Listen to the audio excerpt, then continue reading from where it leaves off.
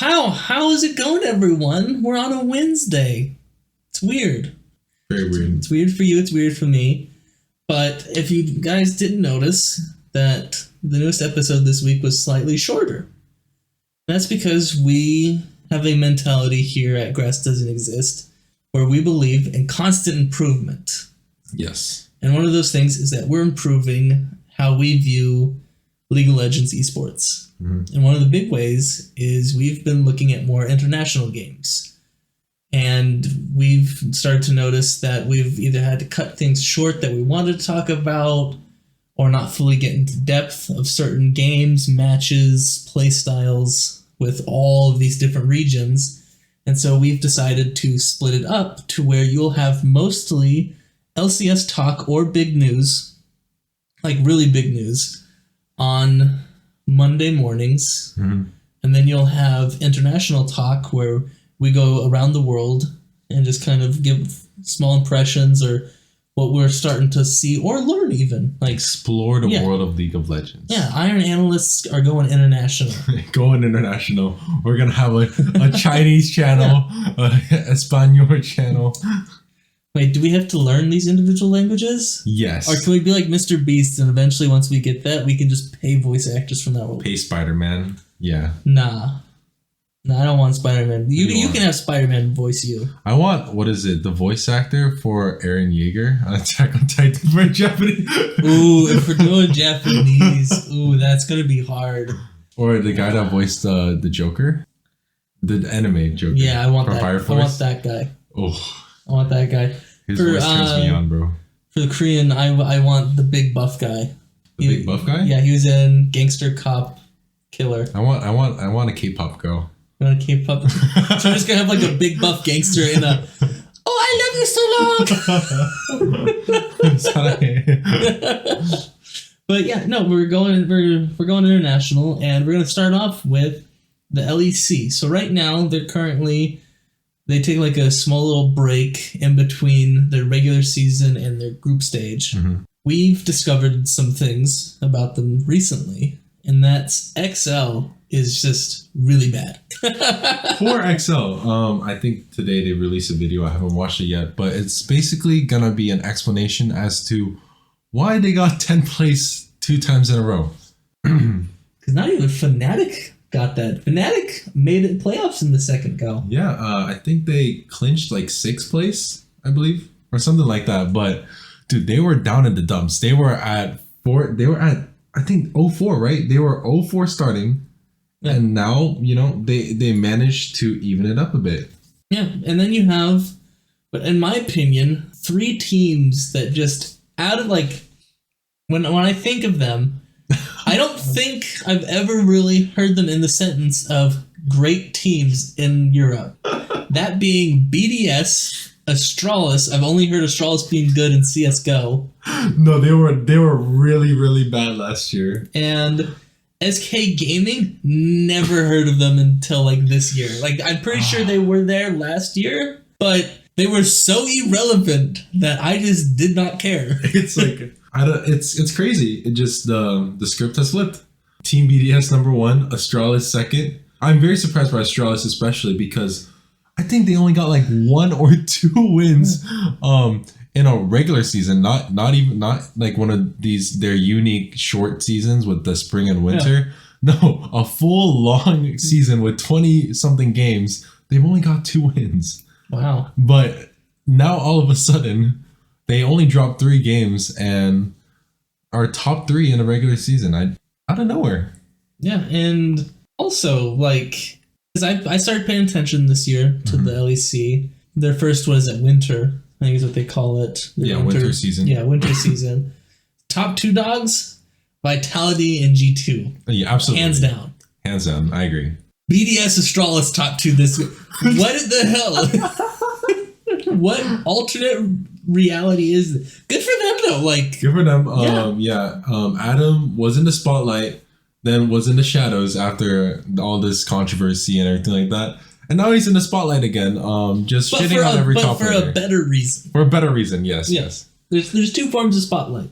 Mm-hmm. There's okay spotlight and good spotlight. Yeah. And I think even back then when he wasn't Fnatic, he definitely did not mesh as well as he did now. Now he can pick anything and he can pick whatever is for his team. And they work well together. It's a synergy we wouldn't really expect from a team like BDS. Yeah, and it's I'm just proud for them. I'm happy. And I'm also happy for Reckless, because Reckless or Fnatic? Specifically Reckless? Kinda, okay.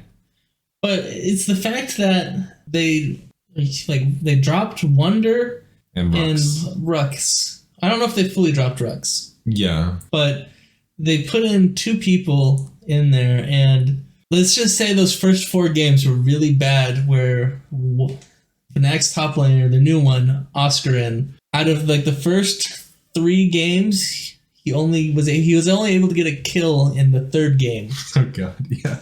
His KDA was something else. Yeah, not a good track record. We mentioned this before. To think that they pulled through, yeah, it gives me a little hope for FlyQuest in NA. Yeah, I have to give it to Oscarin. Wait, what?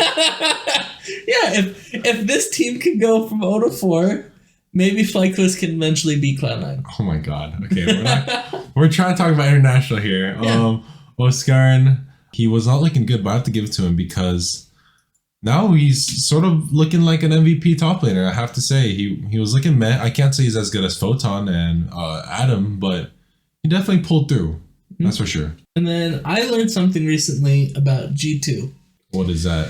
That Broken Blade was in NA. He was in TSM for 2 years. Oh, you didn't? I knew that. I didn't know that. You didn't know that? I didn't know that. No. I was researching the other teams internationally, and I was just like, wait a second. No, he was in NA. He was in TSM.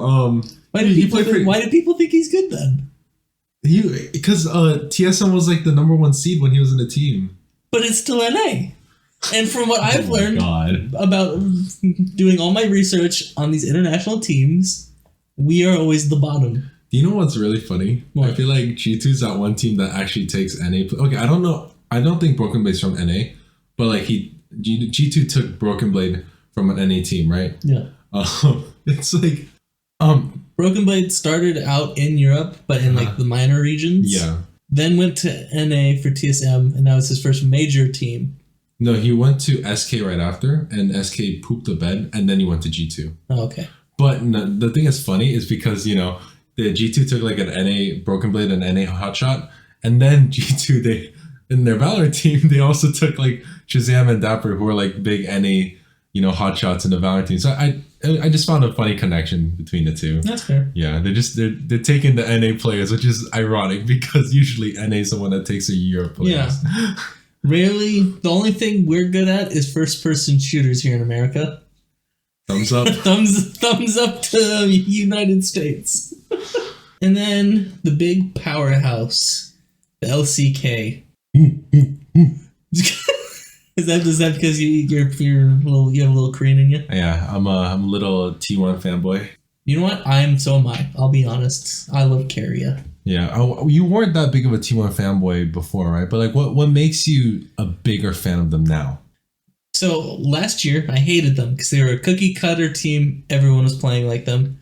And like I've said multiple times on this show, now they do anything. They'll do anything to win. Yeah, you have said that before, right? That's true. They're fun to watch, They will do stuff. Because of the trust that they have, it worked out. I mean, last week, T1 versus KT. Man, they were in some very, very, very, very scary situations with how tense that the scoreboard was. It was game 5, Elder, everything like that. They didn't have any inhibs, and that team fighting at that last second, just amazing. Yeah. So one thing that happened last week that I did not know about until recently was that in one of the games, Faker bought everyone that supported T1 fried chicken. And all the fans, he bought all the he bought all the fans and all of the people working that day fried chicken. And it made me just go, it gave me 2 thoughts. Thought number 1 was, that's really cool that he's doing that. Why fried chicken? It's Korea, bro. Like, fried chicken is so big in Korea. I know, but it baffles me sometimes when I think about it. Like, because when I think fried chicken, I think of like Colonel Sanders shit. Oh goodness, you are too white for me. Well, no, even in Japan, like KFC's big. KFC's huge in Japan. That's valid. But there are so many like small business like fried chicken restaurants in in Korea. Like, it's really popular. That's all I have to say. Yeah, it just also just like out of all the dishes, why that one to give to your fans? Did you just like the only? I mean, it's like when you watch sports, you eat fried chicken. You know what I mean? Well, you eat wings. Yeah, but that's basically what it was. You know, it's fried chicken wings. Yeah, I guess. But it made me laugh. If it's fried chicken, I mean, I ain't complaining. I love fried chicken, so yeah, fried chicken for the win. Yeah, fried chicken for the win. And they did get that chicken win their dinner. You know? Yeah, they did. Biggest disappointment that I've seen from the LCK, Hanwha Life or. Let's not go there, but I mean, I agree. It was like everyone was so hyped for them. Like even I know people were hyped for them before I started paying attention to the LCK, because you had 2 world champion winners from the DRX team. You had Zeka, who was a Smurf, and then you had Kingen, who just is really good at one champion. Well, let me correct you. What? 3 world champions in Hanwha Life Esports. Well, so 2 from DRX. Let me finish. Okay, my bad. The most recent. Okay. And then they also picked up an LPL player that was originally Korean, went to China, won a Worlds, came back, and that's Viper. I think that's what's super cool, actually. Like, imagine you just like go to China, win Worlds, and just come back like, hey guys, what's up? Yeah. I'm back.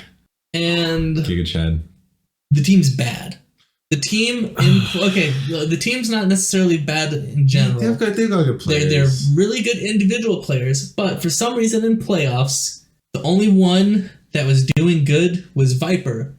And it was getting so bad and so obvious that at the end of the KT Hanwha game, all the KT players hugged Viper because they knew he tried so damn hard to win. He looked so sad. He got off his chair, did like a big ass sigh of disappointment, and just like turns around, just like all the KT members just like giving him a big hug. Poor guy. Yeah, like can Viper just get like some love from his team? Okay, but I gotta say something. Like, it's this common trend that we see where if you see a team with a lot of great individual players, you kind of be like, oh, like they're probably not so good in terms of synergy. Yeah. Except T1. Okay, except T1. They're the only team. They created it though. That's true. They cultivated their players. You know what I mean? Yeah. They planted them. They grew them. Now they're taking those earnings. Yeah. Well, it's easy to create gods when you already have one. Hey! Yeah, I thought Carrie. He's the new god. He's the new leader. No, yeah, Faker's still the GOAT. If anyone says I'm wrong, then stop listening. Yeah, and so for finals for me, I want it to be KT versus T1. I want another 5-round banger. Another 5-round banger. I don't know if T1's gonna allow that to happen. I feel like T1 they went through all of that and they're like, oh, okay, looks like we have to try now. They're gonna have that whole analysis. They probably watched that T1 KT game like a million times a day. And okay, give me 4 games. Give me 4 games. Okay. Yeah, it would be nice. I just want like a satisfying T1 sweep. They're like, oh, that last one was a fluke. Yeah. Let me just like clean you up now. Yeah, and then since we did mention them, the LPL, which the beautiful LPL. All I can say from my first impressions, there's way too many goddamn teams. You are sitting here at 17 teams. Since this is our first like international podcast, I guess we can mention that.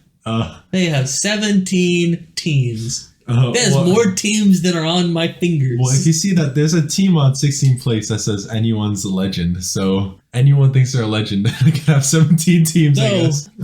Those that do pay attention to winners of worlds, you'll notice in that the bottom 10, or I guess the bottom 7, You have Invictus Gaming at 11 and Fun Plus Phoenix at 15. I'd say it again. No doing B, no win. No doing B, no win. Yeah, and sorry Bless about that. you. That was a big one. I love Weibo, and they're doing great, and I hope they win. You just say that because the Shy and your favorite Yahoo. Yahoo and the Shy. Yahoo and the Shy. Okay, so I will say I am a fan of Karsa. Karsa's so good too. I mean, their whole team is really good. That's all I have to say. I was always like a pretty big the Shy fan just because of how mechanically skilled he was. And then we see Yahoo. I think like 2 years ago, he swapped the top lane, and he was a Gnar god. And I was like, okay, this is my new favorite top lane. And now both of my favorite 2 top laners in the LPL are now on the same team, and that's why I'm excited for them. Looks like even though Viper's no longer in EDG, EDG's still playing well. They're still number 2 in the LPL league, right? Yeah. So that's pretty impressive. I will say one big noticeable thing in their playoffs right now is that the team that has made the most MSI appearances in the last couple of years or so, and I believe they won the last 2 as well, or came close. RNG? Yeah. Wait, EDG? No, RNG. Oh yeah, RNG did win. Yeah. And they've been knocked out of playoffs. Yeah, can I just say how depressing the playoffs bracket is for China? Like, first of all, there's no losers bracket. If you're a bottom team, you have to win like 5 games in a row to even have a chance to make it to top 2. Yeah. That is so scary. Well, you gotta think, they have 17 teams. But that makes it even worse. It's already a competitive league in the first place. That's why. Yeah. So not only did RNG, but another team you see a lot at the international tournaments, Top Esports, they also got knocked out. Yeah, by OMG. So far, there's only 3 teams remaining that have seen international play, and that is LNG, JDG, and EDG. And Weibo? Wait, Weibo didn't make it. No, Weibo and Bibli, which, by the way, threw me way off, starting to get into the LPL. Yeah. Because I've seen a lot of, anime recently with, Bibli. The BLG logo on it? Yeah, studios. Oh, and so, I was watching a lot of shows like that, seeing that go across, and then I see that they have an actual league team, and I'm just like, wow. No, be quiet. Capitalism isn't real in China. Well, I believe you might be wrong on that spot. No, I swear. No, what a banger indeed. But I am very excited. It's going to be Weibo versus BLG, round 3. I'm super biased. I hope Weibo win. No, I want Weibo to win, and I want OMG to win, just because that's a fun name. Okay. And then it's going to be Weibo versus JDG. Get out of here, JDG. I want Weibo. I want the Weebs. I'm going to call them the Weeb Squad. The Weeb Squad. Weebos. Yeah, can we call them the Weeb Squad? The Weeb Gaming? Yeah. Sure. Weeb Squad. Sure, why not? Yeah. The Weebs. I mean, EDG and JDG, they're still at the top, right? Honestly, that's impressive. If Weeaboo Gaming wants to really get a lot of fans, from what it looks like here, just call them the Weeb Squad and have them all dress up like Orin High School club members. Bro. This isn't some cosplay contest, okay? This is we still gotta treat esports professionally, okay? Not when you have an anime studio in the playoffs. That's where I just go, you're done. That's just capitalism in China, okay? We want to look professional as an esports, Fair. But I don't know who's gonna win the playoffs. We'll have to wait a couple more weeks to see. And that bracket just But I'm excited. So MSI is looking to be a banger. It is, and Cloud9 is going to win. No matter what, Cloud9's going to be in it. Yeah. So it just now depends on FlyQuest or Golden Guardians. And then for the LEC, G2's already locked in. True. So the question begs to differ. Who do you want in there? Vitality, obviously. Yeah. Everyone wants Vitality, but they haven't been doing so good, so it might show that BDS, Astralis, or SK might slip in there. There's also a lot of Fnatic, a lot of Fnatic fans out there that really want Fnatic to make it. I'm happy that they're not at the bottom. Do I think they deserve to be at the top again? No. But yeah, BDS. They can remain a middle pack for a little bit. I'll take either Vitality or BDS. That's mine. Well, if I had to pick between those two, I want Vitality. But I'm a Perks simp. Yeah. I'm a Bo simp. Botan. We're Botan simps. Botan simps, yeah. We're the perk of the Botan simps. Sounds a bit wrong. Okay, anyway, moving on. We don't care about their bot lane. Even though that has one of the best ADCs. What's wrong with you? Yeah, upset. There's nothing to talk about. Okay. But you're making me upset. Let's keep going. Yeah, I'm making you upset. Not upset as Viper was. But yeah, so this is our first attempt at talking internationally, and I hope that you guys learn some things, and I hope that you explore the world with us. Mm-hmm. And the only thing I can say remaining is I might start watching the Japanese leagues. I'm pretty sure Reaper's over there somewhere. Oof. We'll have to wait and see. Can't wait to see Reaper in MSI. It'll be a familiar face, right? Yeah. We'll just have to see. And with that, just remember that grass doesn't exist. International, baby.